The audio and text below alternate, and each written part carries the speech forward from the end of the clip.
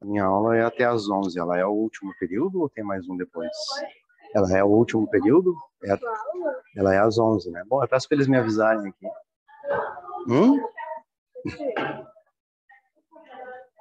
Sua aula vai até 11h10. 11h10. Depois eles têm mais um. Depois eles têm mais um, certo? O senhor tem como mandar esse aqui pra gente depois? Como? Mandar ele depois pra gente, conecta? Mandar eles? Não, mandar o teu projeto pra gente depois. Posso? Posso. Tá? É isso?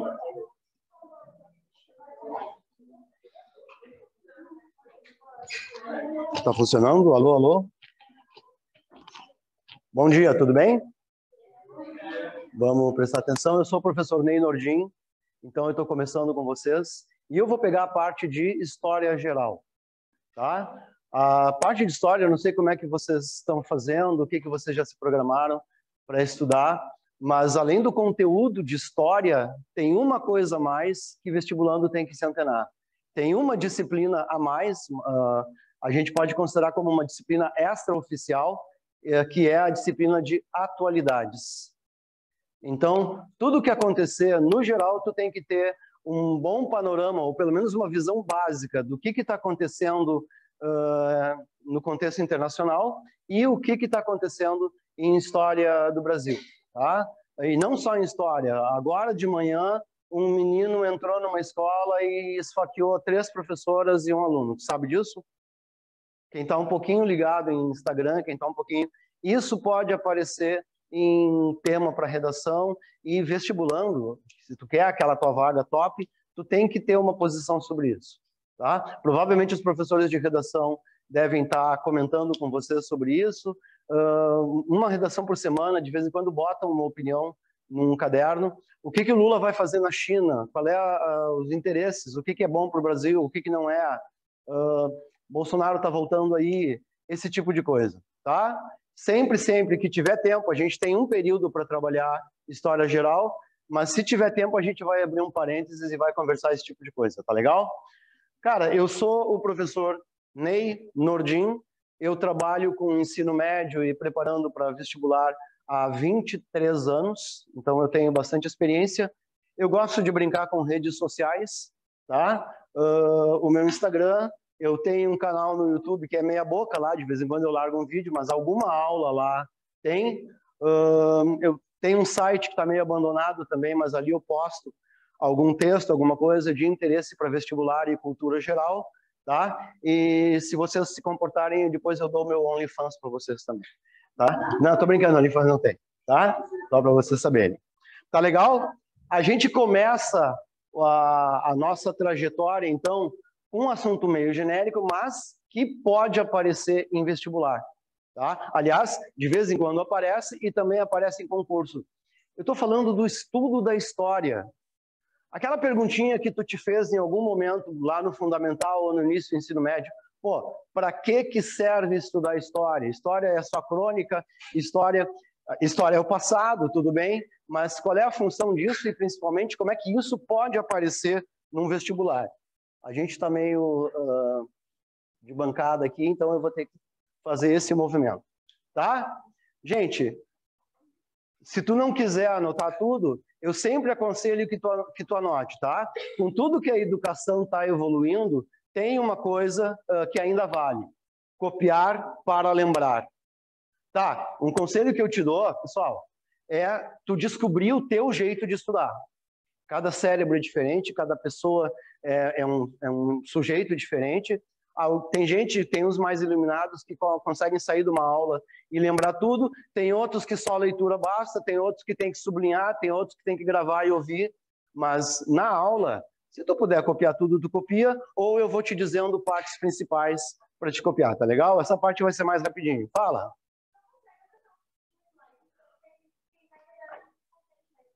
Aumentar um pouquinho o slide. Tá, essa é a hora essa é a hora perigosa que pode dar um fiasco para derrubar tudo aqui. Então segura isso. Isso aqui está fixado no chão. Ó, eu consigo vir até aqui, mas aí ele perde a nitidez. Tu manja dos Paranauê? Ó! Tá aí. Muito obrigado. Tá legal? Bom, cara, o ser humano é o único bicho do planeta que pensa quem sou eu, para onde eu vou e como é que a gente veio parar nisso aqui tudo.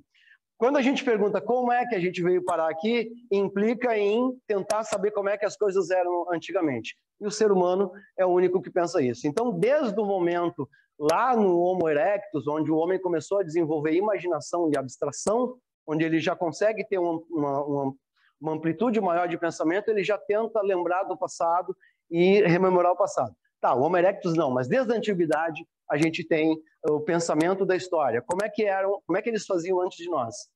Mas a história começa a ser pensada como ciência no iluminismo. Ali ela dá os primeiros passos, tá? Pô, tu tem o Heródoto, né, que é o cara, quase que o cara, que é o pai da história. O Heródoto foi o cara que escreveu a Batalha das Termópilas, né? Aquela batalha que aparece no filme 300, não sei se vocês têm idade para ter visto isso. E a Batalha das Termópilas aconteceu quando o Heródoto tinha 4 anos. E ele escreveu sobre a batalha quando ele tinha 40 anos. Quer dizer, apesar de ele estar fazendo uma história crônica, ele voltou, procurou pessoas que tinham participado da batalha, entrevistou aqueles caras. Quer dizer, ele já tem um sentido de que saber história é importante, mas ainda não é uma história científica. Aliás, se eu pedir para te fechar os olhos e imaginar a palavra ciência, tá? Pô, existe ciência na antiguidade, existe ciência na Idade Média e tal, mas a ciência como tu conhece, ela começa a surgir ali no Renascimento Cultural Europeu. Ali os caras estão tentando se desvincular do poder da igreja e estão tentando pensar uma história, uma ciência, explicações mais independentes do obscurantismo, do misticismo da Idade Média e saber como as coisas funcionam. Tá, a chuva acontece por causa de Deus? Mas quando Deus criou a chuva, ele criou regras para a chuva acontecer. Ele criou normas e a gente tem que, nós temos o direito de entender essas normas, tá? A história dá um passo, então, no iluminismo, mas é no século XIX que a gente consegue estabelecer o debate. História é ciência. Até porque, pô, se tu faz ciência, tem que poder fazer experimento. Eu elaboro uma teoria, eu vou lá, faço um experimento científico para comprovar essa teoria, e aí eu estou fazendo ciência. História não dá. Vamos refazer a Revolução Francesa aqui para ver como é que foi. Não dá para fazer isso, cara. Tá? Então, mas não dá para fazer isso, mas dá para ter métodos. E aí os caras vêm com esse papo todo de que dá para rememorar, resgatar a história com métodos. E o método é esse aqui, tá? Positivismo. E sabe por que eu quero que tu escreva essa palavra positivismo e circule ela? Porque ela é um assunto que tem grande chance de cair para ti no vestibular da URGS. Cara, tu sabe o que é isso? Alguém já te falou? Vou te dar uma dica, não tem nada a ver com otimismo. Não tem nada a ver com pensamento positivo. Tu já ouviu a palavra positivismo? É uma doutrina filosófica do século XIX, tá? Um dos criadores disso aqui, não é à toa que ele é um dos criadores da sociologia. Então, é um desses grupos que está tentando olhar para a sociedade com um olhar científico. Para fazer isso, eles precisam também pensar que a história tem o seu viés científico. Tá? E por que isso aqui tem grande chance de cair na URGS? Porque Porto Alegre foi... Isso aqui depois virou religião, descambou um pouquinho, tá? Mas é a ideia de uma sociedade governada pelos sábios. Porto Alegre foi a segunda ou terceira cidade mais positivista do mundo. Ali do lado da Redenção, tem uma sede também, não tem, ainda está em pé e dá para visitar domingo de manhã. E se tu vai no centro de Porto Alegre, é um museu positivista a céu aberto. Todos aqueles prédios que são enfeitados com estátuas, tá, são prédios positivistas. Tá? O Rio Grande do Sul foi governado sobre a doutrina positivista por 20, 30 anos. Aqueles guri novo que tomaram o poder quando proclamaram a República. Vocês já ouviram falar de um tal Júlio de Castilhos, Borges de Medeiros? Esses caras governaram o Rio Grande do Sul sob a luz da doutrina positivista. Tá? A gente está falando de reconstrução do passado e método e evidências empíricas. Aliás, uma curiosidade para ti. Até pouco tempo, o historiador tinha que ser o homem enciclopedista. O historiador tinha que saber tudo na ponta da língua. Não sei se vocês já viram isso. Né? Ainda é uma concepção antiga da história, aquela prova de história que te pedia datas. Quando eu estava no fundamental, uma vez tinha uma prova de história, cara, e era só data, o nome das caravelas do Pedro Álvares Cabral, tá? Umas coisas horríveis, assim, a pura decoreba. E até hoje, quando eu me formei na URGS, cara, já não tinha mais essa mentalidade. Até hoje, às vezes alguma pessoa vem me perguntar alguma coisa específica. E tu lembra que ano aconteceu tal coisa? Aí eu olho pro cara e diz, não lembro isso aí, cara. Tu não lembra, tu é formado em história. Tem gente que ainda imagina que tem que saber tudo na ponta da língua. Depois do Marx e do Engels, história virou analítica. Tá? Tu tem que saber economia, sociedade, olhar para o todo. Todo? Próximo? É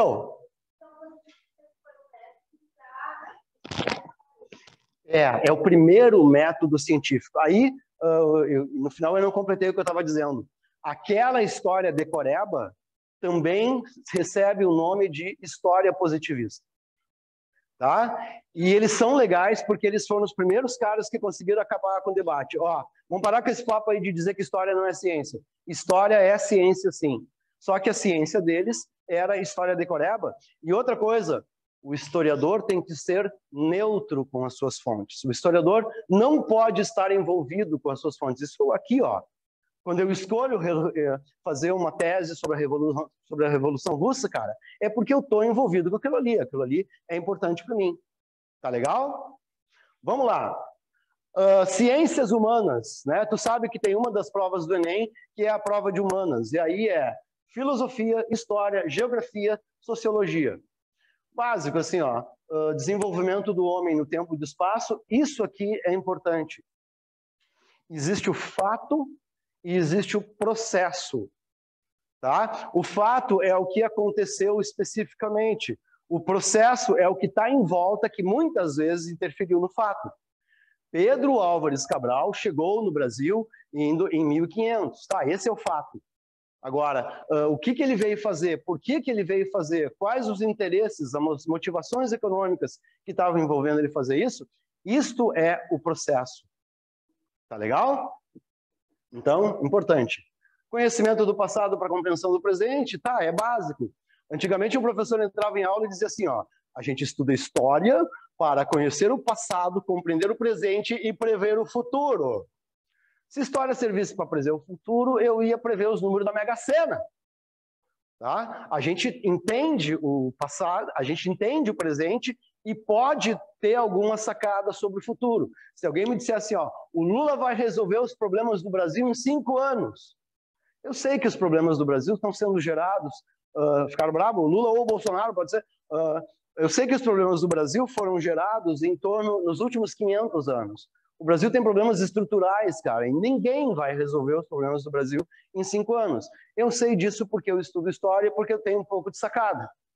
Tá? Então, não é prever o futuro, mas é saber que algumas coisas podem acontecer ou não. Legal?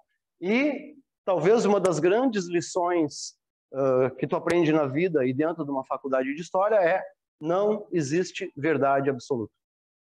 Tá? Até por isso que aquelas outras matérias horríveis, né, a química, a física, a matemática, são conhecidas, eu não sei nada, não consigo aprender nada aqui, tá? São conhecidas como ciências exatas. Tá? Aqui não.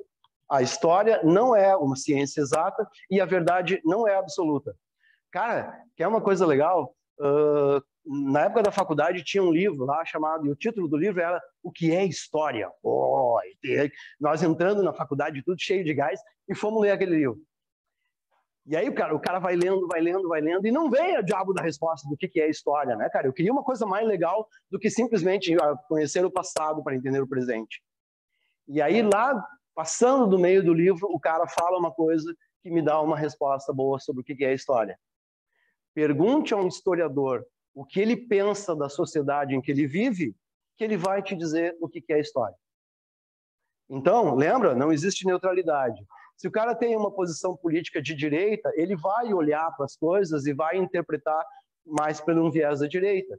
Se o cara tem uma posição mais religiosa, mais de esquerda, o que o cara pensa na sua base moral e política, ele vai interferir no seu trabalho histórico. Tá? Óbvio que como isso tem métodos, tem fontes, ele não vai simplesmente inventar as coisas.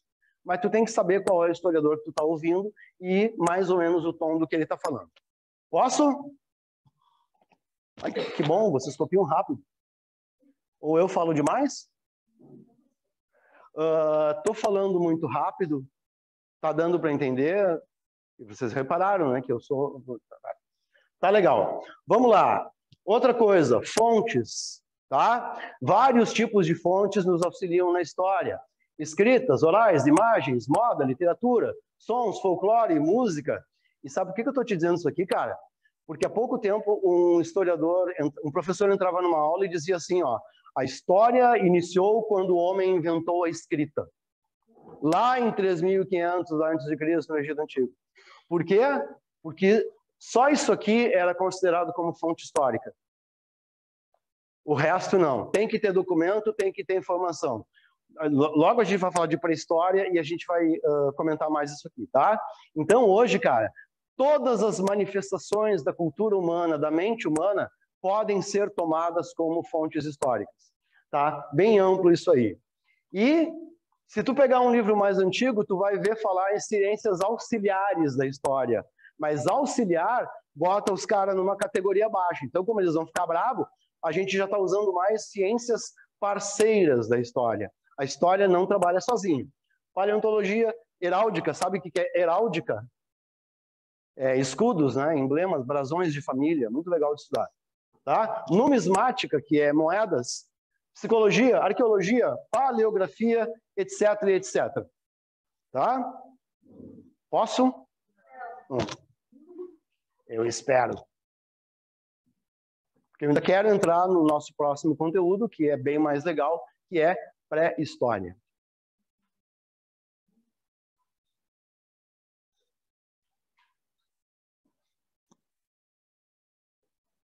Deu?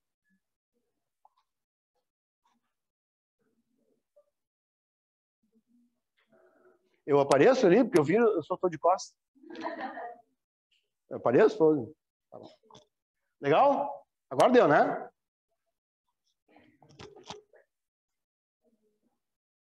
Eu estou agoniado porque eu tenho só um período. E agora, com o novo ensino médio nas escolas, tu também tem só um período em algumas disciplinas para trabalhar. Então, tu tem que te acostumar. Não. Tem um. Cara, eu não sei se tu perde tempo copiando aqui, tá? Os períodos da história. Tá? Os períodos da história. A pré-história, Idade Antiga, Idade Média, Idade Moderna e Idade Contemporânea. Ela saiu daqui e acabou de me pedir para eu mandar esse material. E outra, eu vou disponibilizar folha de papel, exercícios e algum texto sobre isso. Pode deixar. Mas tenta copiar alguma coisa, tá? Tenta... Cara, a ideia de processo. Tu vai ver, cara, que em alguns livros eles até te dão data para iniciar e data para acabar. A Idade Média começa em 476 e termina em 1453. Cara, parece aquele negócio de ano novo, cara. À meia-noite vai acabar a Idade Média e vai começar a Idade Moderna. 9, 8, 6. Os caras... Não é assim, cara. É processo. Para mudar uma era histórica leva 200 ou 300 anos. Tá? Mas tem uma coisa mais importante aqui. Que aí, isso tem mais chance de cair numa prova de vestibular. Tá? Visão eurocentrista da história. Esse negócio aqui foi criado no século XIX pela visão dos europeus, tá? E os europeus partindo do princípio que a sua história é a história do mundo. Pô, lá no Oriente ninguém pensa isso aqui, na China ninguém estuda a história de acordo com isso aqui. Tá? Mas o fato é que até agora ninguém bolou uma divisão melhor. Tem alguns historiadores até que tentam fazer algumas coisas alternativas, mas não pegou, não chegou nos livros de história. Tá legal? Então, isso aqui, cara, tu sublinha, tu bota em maiúsculo, tu faz alguma coisa. Tá? A única coisa importante, bota períodos da história, se tu quiser. Se quiser botar só o nome, mas essa frase aqui, ela é chave. Tá? Espera um pouquinho.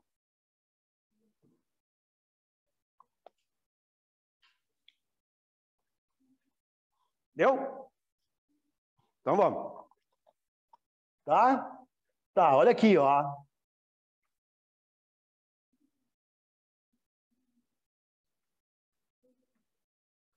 Alguns exemplos, agora não copia nada, obviamente, de como é que isso aqui pode aparecer em prova, tá?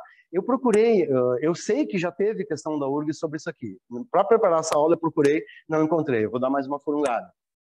É costume dividir a história em idades. A Idade Antiga, aproximadamente 3.200, com a escrita, até 476, com a queda do Império Romano do Ocidente.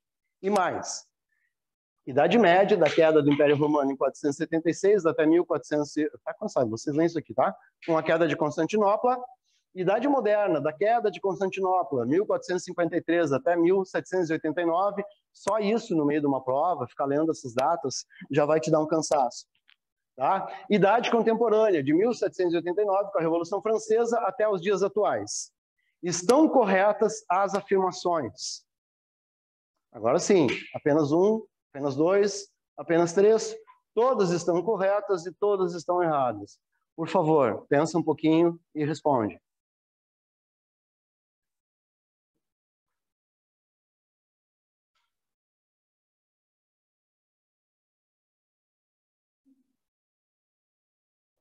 Tá? E muitos vestibulares gostam de dizer assim, ó, a gente não pede decoreba, a gente quer que o aluno saiba interpretar e analisar. Aí os caras me botam um negócio desse. Então, tu não tem que ir para uma prova com decoreba, mas a verdade é que quanto mais tu souber, mais chances tu tem, mais vantagens tu tem. Tá? Olha aqui.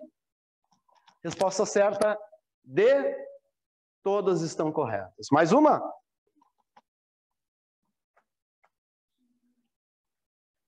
Universidade Federal da Paraíba. Vamos lá. O conhecimento histórico evoluiu muito no Ocidente. Suas linguagens, teorias e conceitos exigem do historiador uma formação profissional complexa e abrangente. Sobre a historiografia, sua evolução, é correto afirmar que, agora sim, tá? A história crônica surgiu no século XIX, influenciada pelo positivismo. Tá, história crônica é um termo que eu já usei em aula, mas se tu pensar um pouquinho o que é crônica, tu vai ver se isso aqui está de acordo com o que eu te falei do positivismo. O conceito de representação é chave para a história-ciência, especialmente na investigação das realidades econômicas. Cara, o conceito de representação tem toda uma teoria gigante em torno disso aqui. Durante muito tempo na faculdade, a gente estudou o que são as representações. Tá? E um aluno que não estudou mais profundamente o conceito de história, ele já se perde e já fica confuso aqui. A análise quantitativa, quantidade, é muito utilizada pela nova história. Nova história, cara. É outra coisa que quem não pisou numa faculdade de história não vai saber o que é.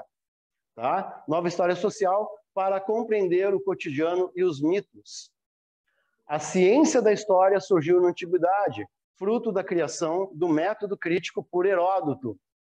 Eu acabei de te dizer que o que tinha na antiguidade, embora o Heródoto seja o pai da história, não era ciência, né, cara? A perspectiva, mas será que pode? A perspectiva da história total foi contribuição do marxismo para a abordagem das estruturas econômico-sociais. Qual é o palpite de vocês? Essa é uma questão bem legal, porque tem um monte de coisa que estudante senso comum, a grande maioria não conhece, cara. Tem um monte de conceitos aqui que tu só sabe se tu domina a mesma história. Letra E, a perspectiva da história total, contribuição do marxismo para a abordagem. Mais alguém? Resposta E, tá? Cara, não interessa se tu acredita no comunismo ou se tu acredita no socialismo, se tu é de esquerda, se tu é de direita, é muito comum o pessoal do direita sentar o sarrafo no Marx e no Engels, tá? E eu não acredito, na minha opinião, o comunismo nunca deu certo, eu não sou muito de esquerda, mas esses caras revolucionaram o olhar sobre a sociedade. Depois do Marx, ficou legal estudar história. Porque aí tu olha as estruturas, tá? Bom, com isso, cara, fim é quando acabou, aí não tem mais nada. Mas tem sim, porque tem o nosso próximo conteúdo. Só deixa eu arrumar aqui.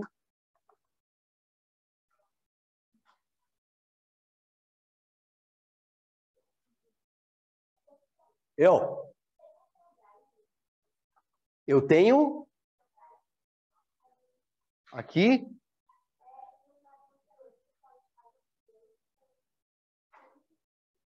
posso. Eu tenho um pendrive, mas tem que ver como é.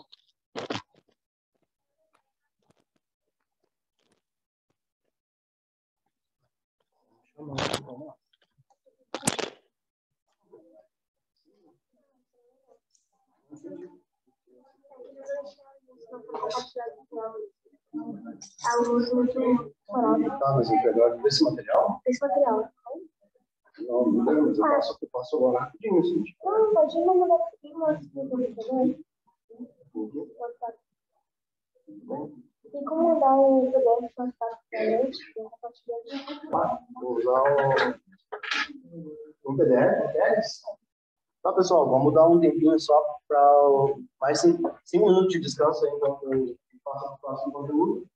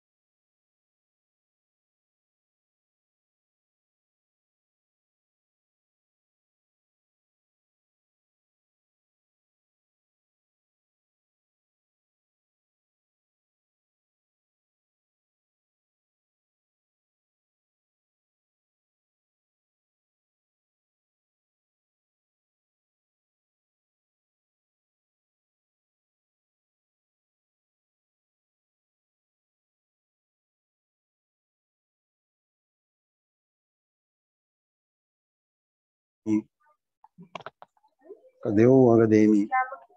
No computador, não. Não, mas é nesse computador aqui. Eu vou compartilhar desse. Vai aparecer o monitor desse computador. A gente tá falando. Tá. E aí, eu vou avançar aqui.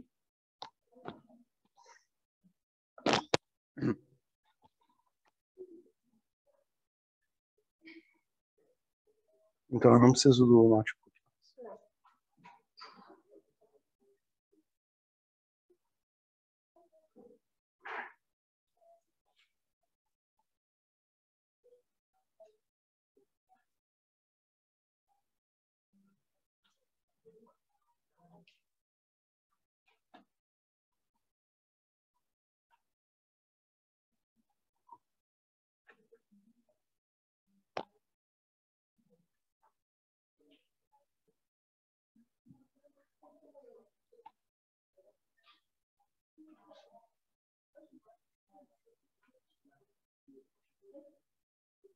Tá.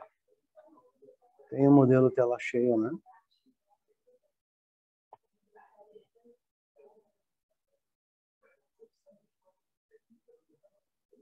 O modelo que você mandou, acho que não. Tá, mas eu tenho como diminuir a tela. Aqui, ó, menos e mais aqui. Então tem que diminuir um pouquinho.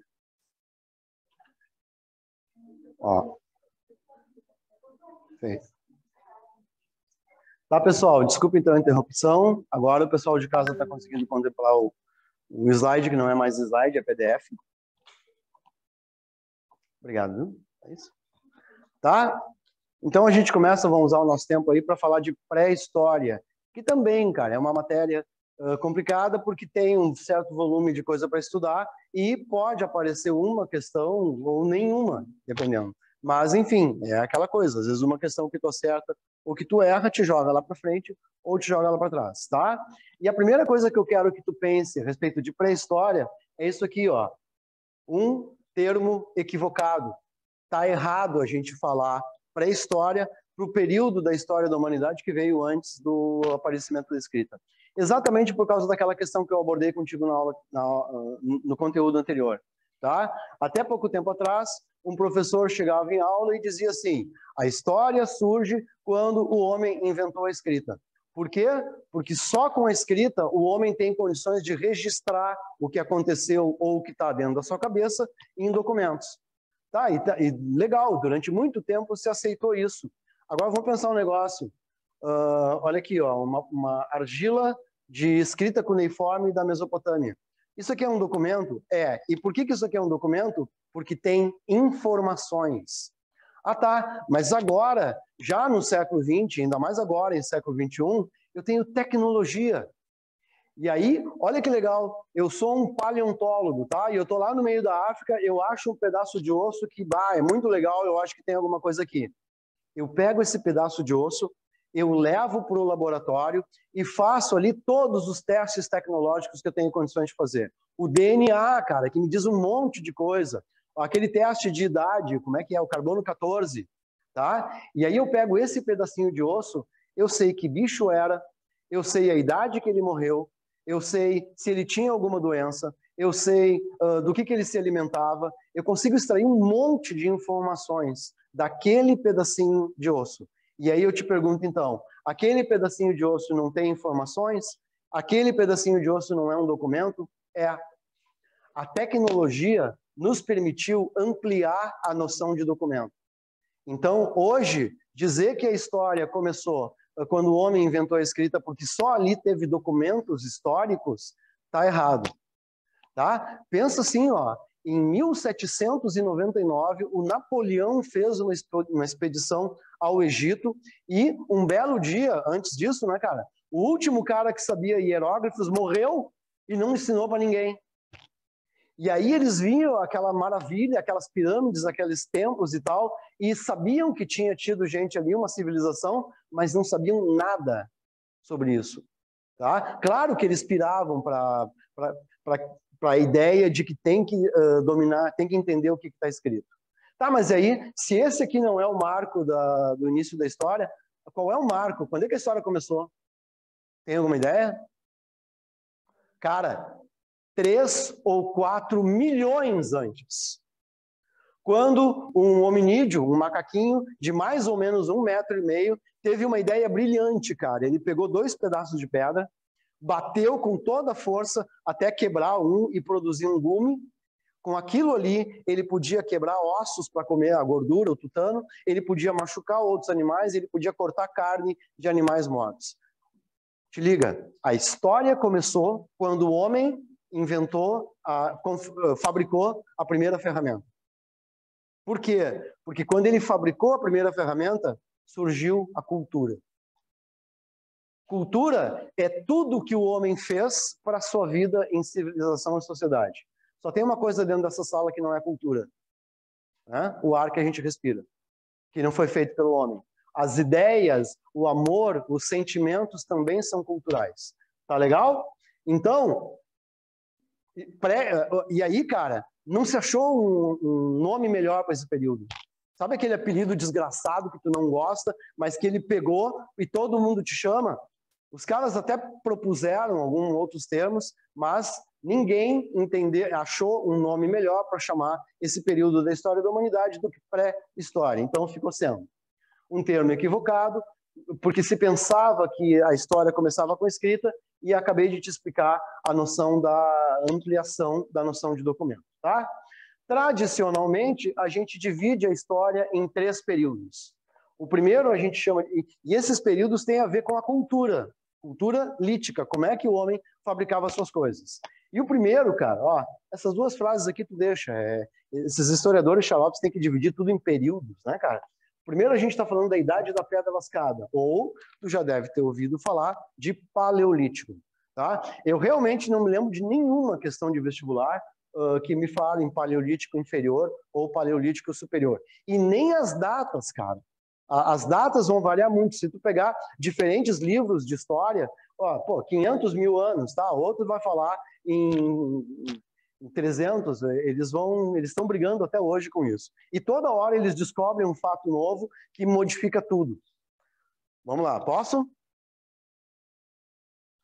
Tá legal? Opa, então eu tinha que ter apagado aquele lá antes. Olha aqui, ó, como é que eram as primeiras ferramentas. Eram mais toscas, tá? Depois os caras aprenderam a fazer uma coisa que parecesse uma ponta. Tenta fazer isso, cara. Pega 2 pedrinhas, tem 2 ou 3 caras em Porto Alegre que conseguem fazer isso. Tá? Pega uma pedrinha e começa a bater e tenta produzir uma ponta assim. Tu vai ver que divertido. Tu vai passar 2 tardes, mais até. Segundo, Idade da Pedra Polida ou Neolítico. Pô, o Neolítico, cara, é a grande revolução. A maioria dos livros de história fala em 10 mil anos, tá?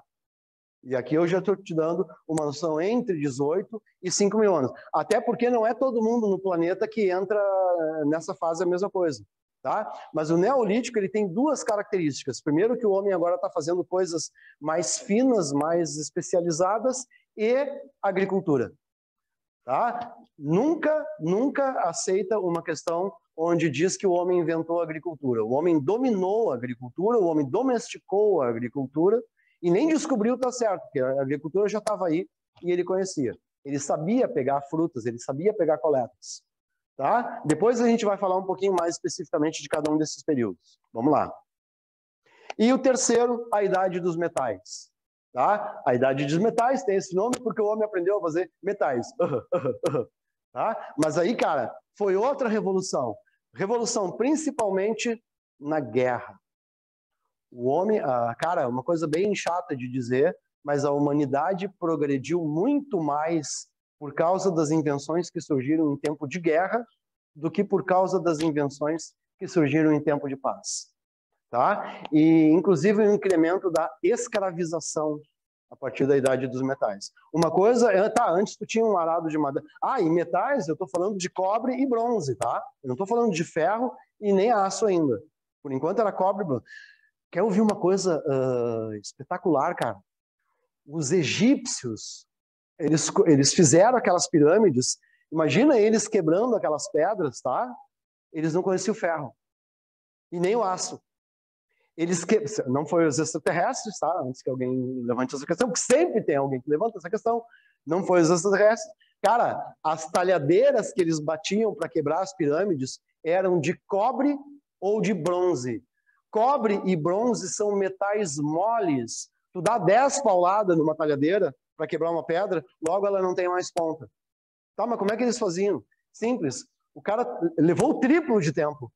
O cara estava batendo aqui e sentado ali no chão tinha um mestre afiador com outras 15 talhadeiras que ele ia fazendo ponta e ia alcançando para ele. Olha a força de vontade dos caras para fazer isso. Tá?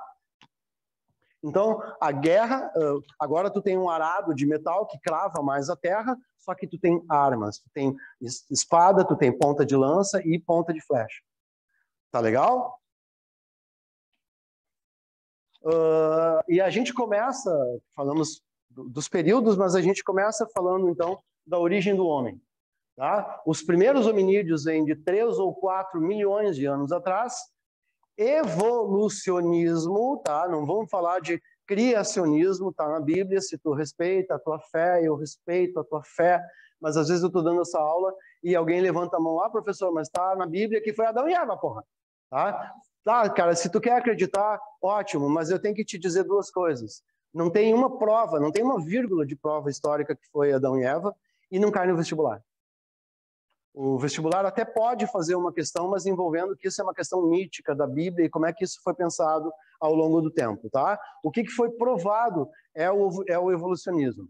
E atenção, hoje, tá? Nos Estados Unidos tem muito, mas até no Brasil, em Porto Alegre, tem gente que bota bastante dinheiro para provar a ideia do criacionismo, para provar que o criacionismo está certo, porque está na Bíblia. E se está na Bíblia, tem que ser verdade. A gente tem que relativizar um pouco essas coisas. Tá? E o cara que matou a charada é o Charles Darwin. Tá? Olha o que eu vou te dizer do Darwin, cara, para tu nunca mais esquecer dele. Qual foi a maior ideia de todos os tempos? Quem é o cara que teve... Eu não estou falando da mais útil, nem da que mais mudou o mundo e tal, mas a ideia que mais causou impacto, cara, a ideia que deixou as pessoas assim, foi o Darwin. Tá? Quando ele destruiu a ideia do criacionismo e ele disse assim, ó, foi a natureza, foi a evolução. Aliás, dizer que o homem veio do macaco está errado, né? O homem não veio do macaco. O que está certo dizer? O homem e os grandes macacos atuais, vamos falar homem, vamos falar do gorila, vamos falar do chimpanzé e vamos falar do orangotango. Esses caras têm um ancestral comum. Tá? A frase correta é essa. O homem e os grandes macacos atuais vêm de um ancestral comum. Uma ideia interessante, uma curiosidade. Acabei de te dizer que foi a guerra que causou mais invenções. Tu já viu o Planeta dos Macacos? Legal? Tem uma só, mas tem uma guerra entre macacos documentada. Aconteceu numa reserva, durou 4 anos, cara. Uma guerra entre macacos, onde 2 grupos se antagonizaram e começaram a armar emboscadas chimpanzés. Chimpanzé é um bicho desgraçado, tá? Viu fazendo suruba o dia todo. Chimpanzés, e está provado. Até hoje os caras estão se perguntando, mas como é que isso aconteceu? E era uma guerra por poder e por território. Pesquisa isso, tá? Tem um site muito bom na internet, www.neinordin.com.br, que tem a história publicada. Tá legal? Tem que fazer propaganda. Cara, o Charles Darwin, ele era biólogo naturalista, naquele momento se chamava História Natural, e ele propuseram para ele um empregão, cara. Entrar num navio, viajar por 5 anos e não fazer praticamente nada. Porra, quem é que não aceitava, né, cara? Acontece que o capitão do navio era uma pessoa muito erudita, muito estudada, e não conseguia ter contato com os marujos, que eram homens brutos, eram homens mais grosseiros, e ele acabava ficando isolado. E aí ele queria uma pessoa que ele pudesse trocar ideias e tal. E aí, cara, olha aqui o trajeto do Darwin. Tá? Ele saiu daqui, parou no Brasil, foi assaltado, tá? Daqui a pouco teve na Bahia os relatos da passagem do Darwin no Brasil, cara. Ele saiu escandalizado do Brasil por causa das crueldades que ele viu com a escravidão. Já está publicado, ele disse que nunca mais ia voltar. Tá? Aí ele fez a volta aqui na América, aqui, ó, cara, tu não está conseguindo ler, mas se tu quiser anotar, anota aí, Galápagos. Quando ele teve em Galápagos, caiu a ficha. Por quê? Porque ele anotava tudo, né, cara? A paixão dele era andar na natureza e coletar bichinhos e folhas. Aí, cara, ele começou a olhar, ele chegava aqui e ele via um animal, um pato. Ele anotava as características. Aí ele viajava para outro lugar, ele via outro animal, um pato, mas que tinha coisas diferentes daquele. Tá, ele anotava as características. Aí ele ia para outro lugar, ele via o mesmo animal que era diferente daqueles dois. Não, para aí.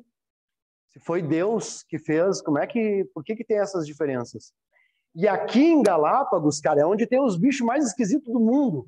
Ornitorrinco, dragão de Komodo, tá? E aqui caiu a ficha. Ó, foi a natureza.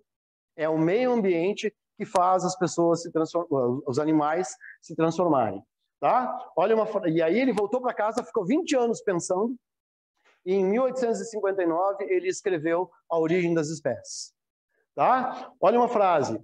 Por meio de mutação gradual, de geração em geração, uma espécie poderia se modificar convivendo mais harmoniosamente com a natureza e gerando criaturas diferentes de seus ancestrais. Tu conhece isso com aquela outra frase mais famosa, né? Na natureza, os mais fortes se adaptam e sobrevivem. Os mais fracos são eliminados. Tá? Então, foi Darwin. O que eu acabei de te falar? A maior ideia de todos os tempos. Metade da Europa bateu palma e outra metade brigou com ele. Porque assim, ó, não foi Deus. Não foi Deus como um passe de mágica. E interessante, o Papa atual, o Francisco, tem uma frase, né? Deus não é um mágico com uma varinha de condão. Deus não é Harry Potter. Tá? Ele chegou a enunciar isso, dizer, olha, as coisas não são... E ali ele atestou, Deus não criou Adão um passe de mágica do barro. Tá? Podemos? Bom, o Darwin falou, mas ele não provou. Ele deu teoria, ele não deu nenhuma prova. Tá, mas cadê os caras, então? Onde é que está esse ser que teria dado origem ao homem? E ali se dizia, se o homem veio do macaco, que macaco é esse? Tem charges, ele foi ridicularizado, foi um impacto bem grande na cultura europeia. Tá? Até que, em 1974, se encontrou os primeiros fósseis, tá? No sítio de Olduvai, na Tanzânia, e Kobe Fora, no Quênia. Eu vou te dar uma dica legal. Se tu quer ver esses caras, se tu quer ver os ancestrais do homem, tu gosta de documentário? Cara, documentário tem um lado chato e tal, mas tem uma empresa que faz documentário de uma maneira maravilhosa, que eu sempre aconselho para os meus alunos, que é a BBC. Esquece Discovery, esquece os outros, que também são bons, mas os da BBC são mestres, cara. Eles teatralizam, eles misturam documentário com filme. Tá? E tem um documentário chamado, anota aí se tu quiser, Caminhando com os Homens das Cavernas. E ali, tudo que se sabe sobre como é que era o Australopithecus, como é que era o Neandertal, eles reconstituem e é uma maneira muito legal de tu assistir. Tá? Repetindo aí, Caminhando com os Homens das Cavernas. E nesse sítio, cara, se acha então o Australopithecus afarensis. Eu não vou te dar as características dele, né? Saber o ano em que ele foi encontrado, que é 74. Tu já ouviu falar da Lucy? Né? Se achou o resto de esqueletos de uma fêmea, e aí tem uma coincidência legal, que na hora em que eles acharam no acampamento, no radinho de pilha, no radinho do acampamento, estava tocando uma música dos Beatles. Lucy in the sky with diamond. E aí, por causa dessa coincidência, eles deram o nome para Lucy. Tá? Aquele filme com a Scarlett Johansson, que se chama Lucy, tem um momento que ela é tão poderosa que ela vai e vem no tempo, e quando ela vai na pré-história, a própria Lucy, né, cara, chega e está perto dela. Um cara que sabe um pouquinho, que estudou um pouquinho de conteúdo, ele sabe o que eles estão relacionando ali, e sabe por que o filme se chama Lucy, porque a maioria não sabe, cara. Tá? Depois, cara, tem esse cara aqui, o Paranthropus poisei. E esse cara aqui, atenção, ele não é ancestral do ser humano, mas ele tem uma coisa que foi fundamental para nós. Ele é o primeiro cara que trocou a dieta. Ele é o primeiro cara que deixou de ser vegetariano e começou a comer pequenas larvas. Nunca comeram cupim, formigueiro com palitinho? Assim, é tudo bom, cara. Tá? Ele começou a fazer isso. Ele não sobreviveu, ele não se adaptou, mas a gente tem registro de que ele foi um dos primeiros caras que fez isso. Tá? E tu sabe, né, cara, que aí vai nos dar o desenvolvimento sério. Aliás, o que fez o macaco virar hominídeo para depois virar ser humano? 3 grandes características, tá? Tem muitas, mas as 3 principais. Primeiro, olha a minha mão, e na minha mão eu tenho um dedinho muito especial, que é o polegar. E o polegar se chama polegar opositor. Porque o polegar opositor eu posso fazer isso. Tá, os macacos também podem e as aves também podem, né? As aves se seguram nos galhos. Mas junta o meu polegar opositor com um cérebro desenvolvido, por que eu comecei a comer carne? Eu gosto de implicar com os vegetarianos, alguém é vegetariano? Tá? Todo mundo tem direito de ser vegetariano, mas se nós não tivéssemos começado a comer carne, nós ainda estaríamos nos balançando nas árvores. Tá? Junto a isso, eu tenho mais capacidade de fazer isso, cara. Eu tenho capacidade de motricidade fina e fazer esse tipo de coisa. O terceiro, cara, é o andar bípede. Deixar de ser quadrúpede e poder andar assim. Uma das teorias por que isso aconteceu, tá? Um belo dia, o deserto do Saara era a floresta do Saara. Aquilo lá, muitas regiões da África eram árvores. Falta, mas se é o horário. O tempo sempre voa quando a gente está com quem a gente gosta. Tá. Cara, a aula que vem, talvez eu não lembre onde é que eu parei. Então, vocês me lembram? Até onde eu sei, uma. Tem outro professor de história que vai trabalhar a história do Brasil com vocês. Tá? Se eu estou um pouco preocupado, a gente vai voar, eu vou começar a correr conteúdo, mas eu vou largar conteúdo. E outra, vocês pegaram ali os meus contatos, olha aqui, cara, o meu WhatsApp, tá? Já estou saindo, tá? 998. Cara, dúvidas, material, façam contato comigo, tá bom? Tchau, pessoal. Muito obrigado, então.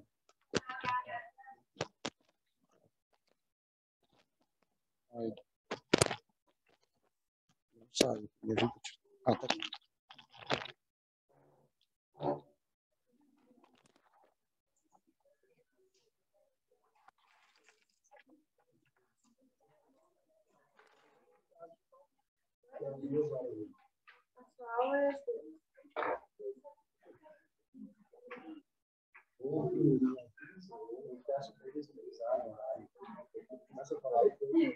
O seu horário é até 11h10 de manhã, de tarde das 2, e eu posso ver essa tarde das 45. Tchau, pessoal. Tchau.